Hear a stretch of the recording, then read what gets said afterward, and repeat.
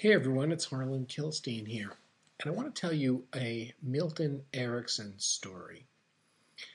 Erickson, later in life, would hold week-long seminars in his home, and lots of students would come, therapists, psychiatrists, doctors, dentists, and they would sit in his home, and at the beginning of each day's sessions, he only had the strength to teach for several hours. His wife would wheel him in, and everybody would set up their equipment, their photographic equipment, their recording equipment, and he would begin to teach.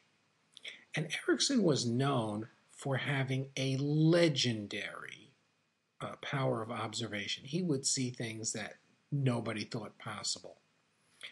And some of his students began to wonder, does he see everything?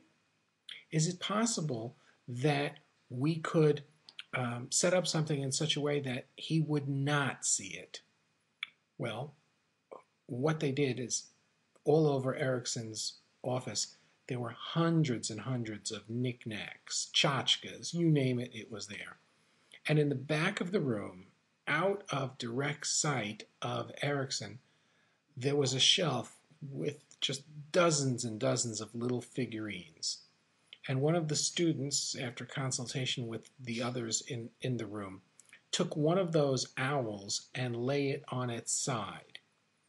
And then they sat down, waited for Erickson to come in, and they wanted to see if he would notice, if he would say anything. And Erickson taught the entire day without making a comment. At the end, at the appointed time, his wife came in. They took off all of the microphones. They took off all of the equipment. And she began to wheel him out the room. And at the door of the room, he put his hand up in the air and went, "Stop!" And everybody froze.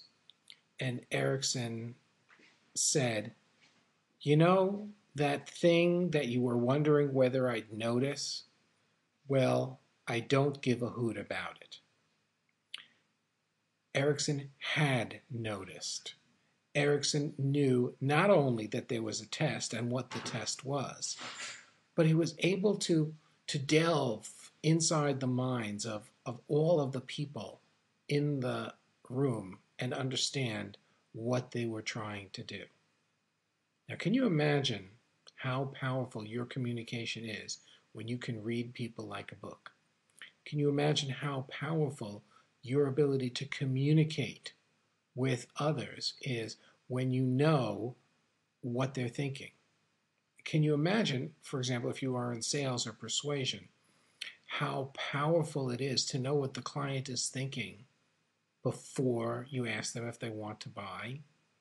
You know what they're thinking. You know what their criteria are without asking them.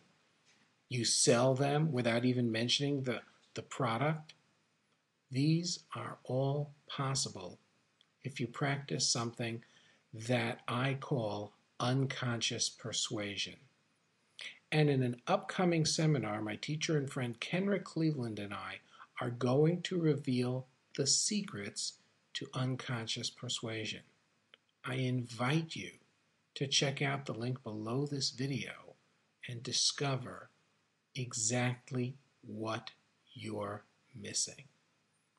Unconscious persuasion contains some of the most powerful techniques known to man. I hope to see you there. Bye.